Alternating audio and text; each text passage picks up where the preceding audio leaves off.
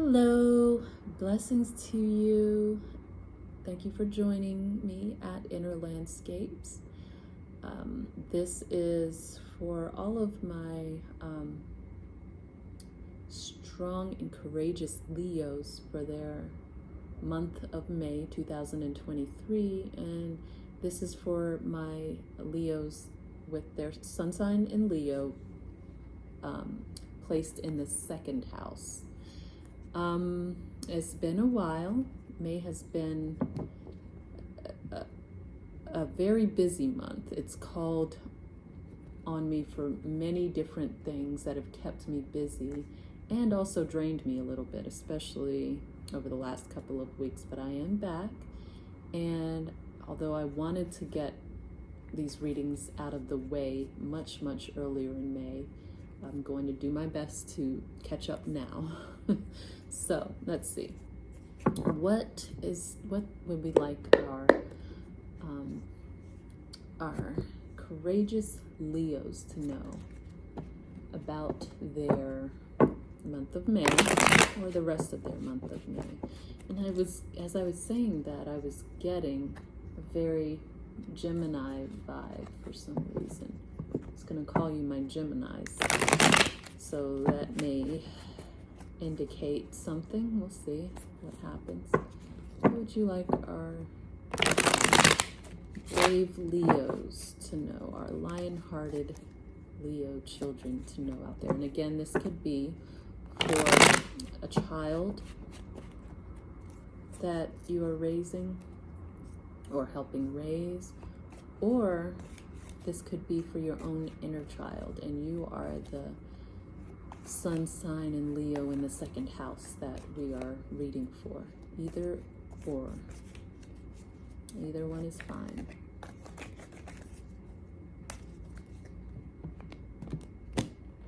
I will be using a new spread that I've created.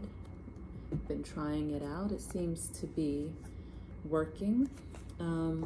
But we'll just flow with it and see where it leads us. Hopefully you like this new spread, and it brings you insight. Something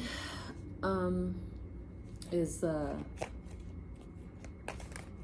not coming together the way you hope. Some plans I'm getting, you're having a hard time pulling things together. That's the Six of Pentacles that decided to pop out there. We'll see if it shows up again, or if it's possibly the theme of your month of May. We'll see. But you're having a hard time getting some things together. Or this child, I should say, is. Oh. Okay.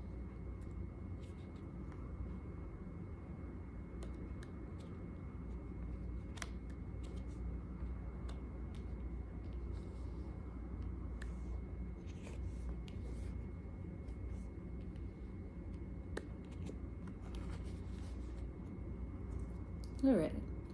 Okay, my Leo children, what's going on with you? All right, first card shows that the position shows us who this Leo is, what their essence is. If not in general, then at least for this month, what their essence is, who they are. And that is the magician in reverse. And although, well, I'll just say, so the magician in reverse does lean back to what I was mentioning during the shuffle, in that it felt like something, this child is having a hard time pulling some things together, getting some things to work out.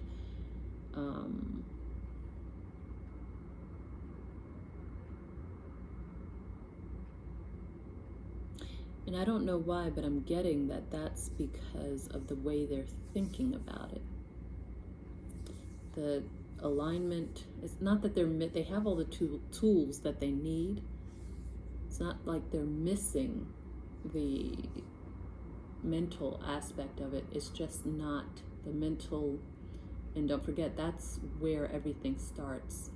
Everything that you see around you, everything that is, starts in the mind. And they're just not quite in alignment with in their thoughts and their ideas and the way they perceive whatever it is that they're trying to accomplish and bring together. That's the one part that's off. And that's where, of course, everything starts. That's why it's having a tough time to come together. And just as a recap, I'm sure most of you already know this, but anything in existence always starts in the mind as an idea, a thought, which then coalesces into feelings and emotions about that thought. And it's those feelings and emotions that send off or send out, radiate a signal to everything that is, to the universe, to God, to others, of where you are in relation to that thought, how you feel about that thought.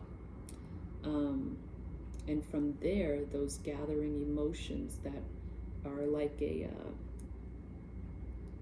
radio tower, like sending out that signal, it forms into some sort of action for you. It coalesces into an action, either that helps this original idea along its way into existence or formation, or hinders. So the same thing.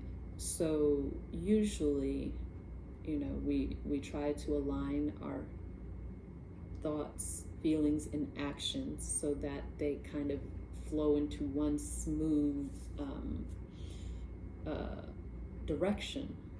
But sometimes we also do self-sabotage, and we do actions that are inherently counter to how we feel about things and what we want, our original idea, our original thought. But and then finally, after we take some course of action in the physical world regarding our thought or our idea, the rest is in the God's hands, the universe hands. This is the co-creating part.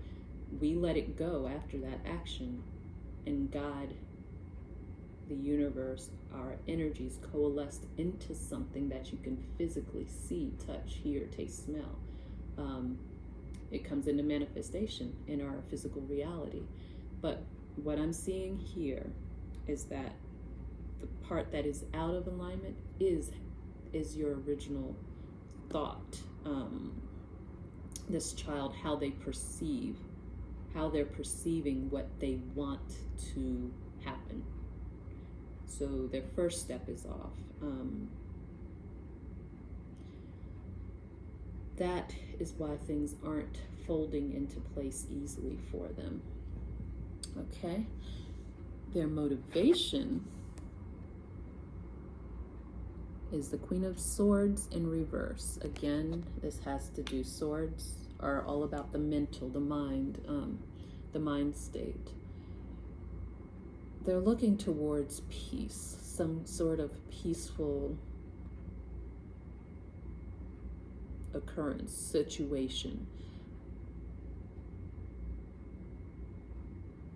They're just not seeing how it could be. And more importantly, they're not necessarily believing in it. That's where their alignment is off. I didn't know where their thinking is off. or their perception of things was off, but that's where it's off. Their belief isn't, they don't believe in what they want.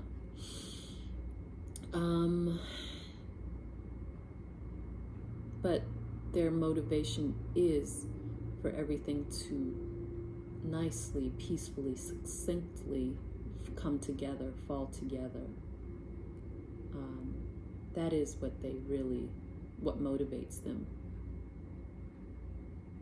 And they are very much in their head about this. That's the other thing. Whatever they are looking to have happen, they're very up in their head about it. And maybe part of the key to this is getting them out of their head about it. Kind of putting it down to come back to later, because the way that they're perceiving, thinking about it right now is hindering it. So to walk away from it from now, get out of their head about it, just put the idea down, go do something else. And when they'll feel when the time is right to come back to it and can start fresh, like from a blank slate on this. I think that's part of the solution for this. But regardless, next card's position tells us what I call their south node is, meaning what they've already experienced,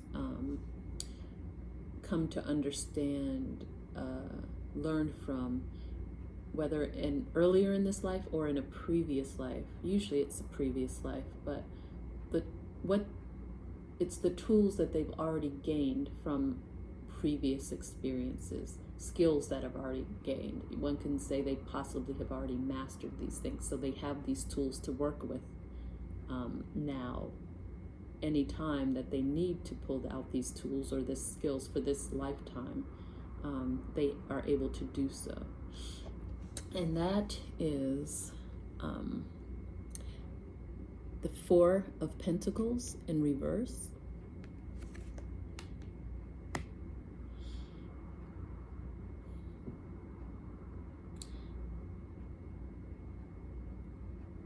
Their previous experiences have shown them how to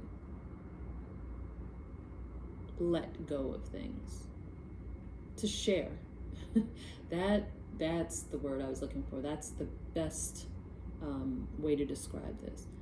They've had to discover how to share. That's their south node.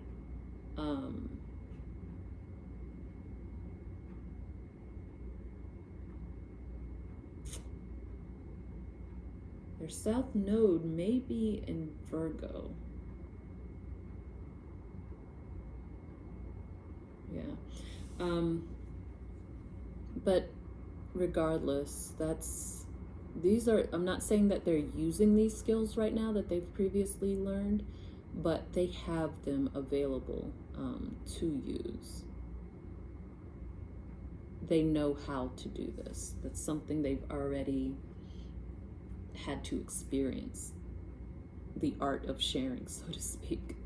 Okay, so then the next position tells us the karma that they're needing to work through in this lifetime because of previous decisions, previous scenarios, and choices made. It's just what they have to work through. To me, this is their Saturn placement in this lifetime.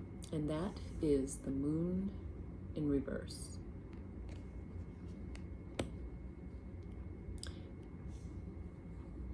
They're learning to be more genuine.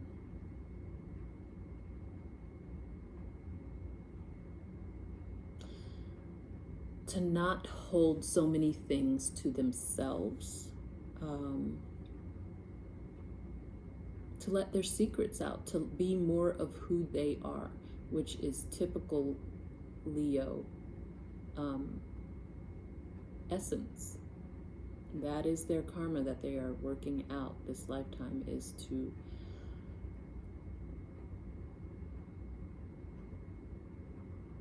not hold back, as much as they may have been used to previously. And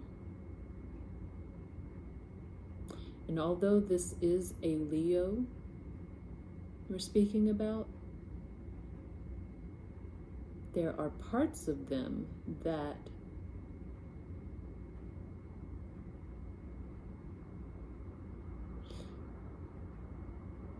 they are very shy about.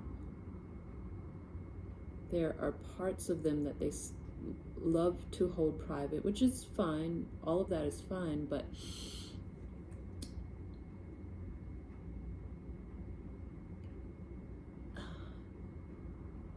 it's a necessity in this life for them to release their inhibitions. That's what their work is in this life.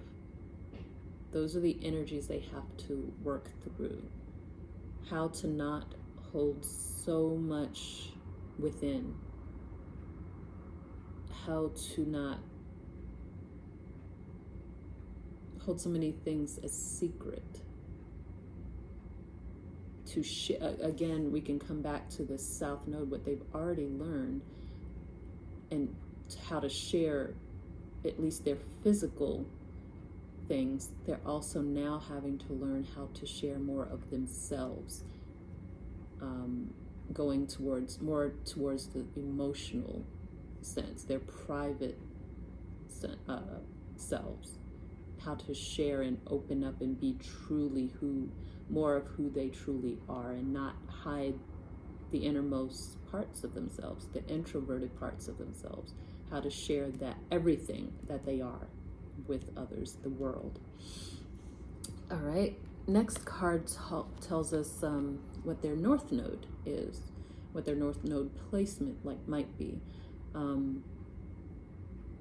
And essentially it's showing us where they're heading in this lifetime, what their lifetime goal is, what they're being drawn to in this life, their inner compass, and that is the Two of Wands.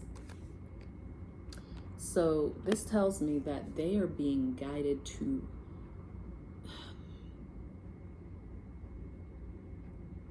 make their plans, prospecting, goal setting with someone, with a partner. They're not meant to do, eventually they're coming into this energy in this lifetime. This is what they're working towards. And it's a lot of it has to do with this karma that they're working through. Once they work out that karma of sharing more of their inner selves, of who they truly, truly are, then they'll be at the point which is where their inner star is guiding them to work in conjunction, wholly and completely with somebody else, to plan a life fully with someone else. Whereas right now they're probably fully capable of doing this on their own, planning on their own, and maybe doing so on their own, but they're being guided towards having a true partner in every aspect of their life, right down from the inception of a plan to the carrying it through, the journey of the plan.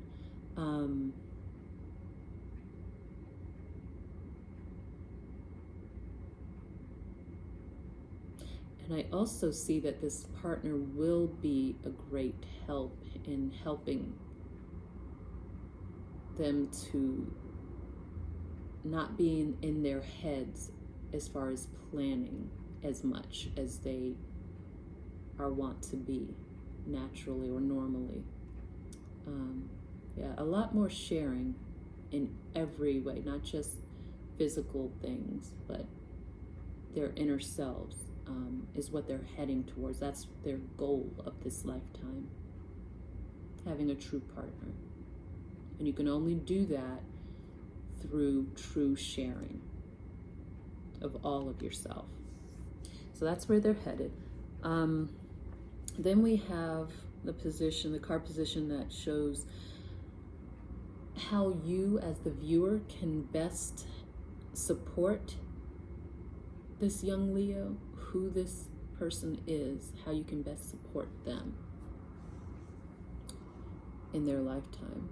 And this is the Knight of Cups in reverse. Oh, I'm seeing a lot of conversations here. And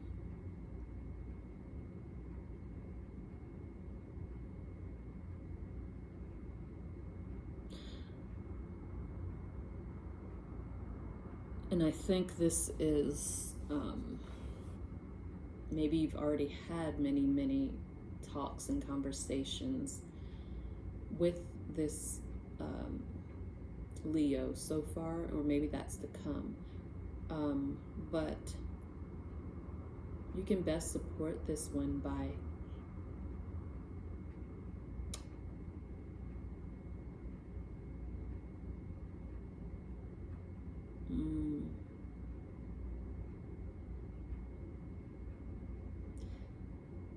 not feeding in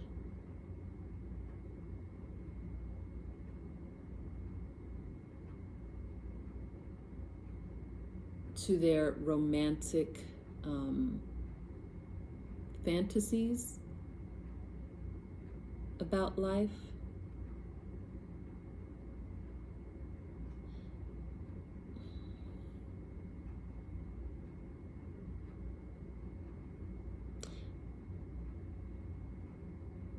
And I mean so in this sense. They essentially have a very romantic nature. And that, not saying that there is anything wrong with that overall, but by you helping them, what I mean when I say not feeding into their romantic fantasies, by you helping them to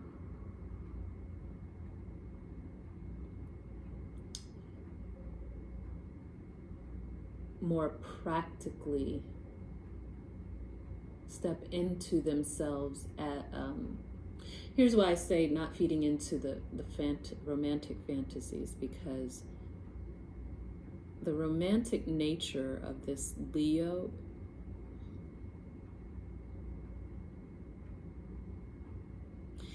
has the potential of setting them off on paths that won't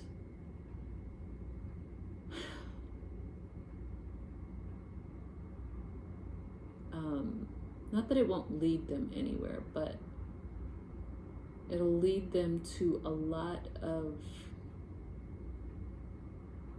and it's odd enough to say this, but this is what I'm getting. It'll lead them to a lot of being in their heads about things because they don't work out the way they want them to. So by you helping them to understand, not to kill their dreams, not to kill their romance, the romantic nature that they possess, but to help them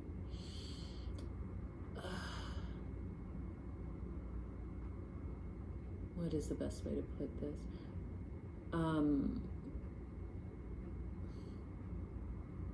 Ground their romantic fantasies so that not just leaping off into flights of fancy based on their passions and their romantic notions. If you can help them, talk to them, often I'm seeing about grounding these fantasies,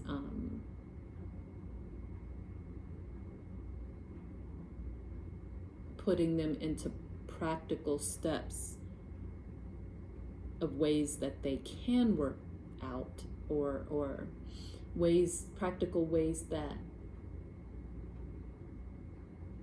will solidify their dreams and their hopes and their romantic notions. into this world, into this reality, into manifestation, then that will take them much farther than them taking off on flights of fancy with no true grounding, and then wondering why they don't work out, and then getting stuck in their heads about how to solve the problem, how to fix it. So that's the best way to put that, and how you can best help them. This final card is more than how you as a viewer can support this person in being who they are in this life, to best be who they are, but this is more so about what their deepest need is in this lifetime, because of who they are, what their deepest need is, and that is the Eight of Wands in reverse. And it does tie in very much so to how you can help them, but on a broader scale.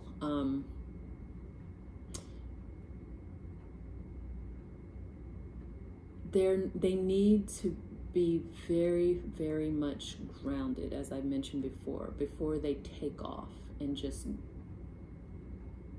pedal to the metal with their fancies, their passions. They're go-getters, and that's great, but there needs to be solid earth beneath their feet if they want it to work out. More likelihood of their passions and their romantic nature working out in reality. That's the essence of this card. To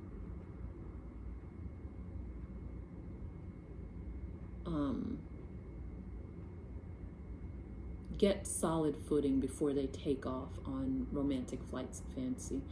That's their greatest need, to ground themselves in all aspects of themselves, mentally, emotionally, action-wise, physically, spiritually, all of those areas. They need to get a good foundation, a good base before they take off on their dreams. Okay? So that just is to give you a better understanding of this Leo child and who they are, what they're about, and how best to support who they are in order to bring out the best of who they are. Okay? That is your reading for May for this beautiful, courageous Leo child, this go-getter that you are supporting. Until next time, many blessings.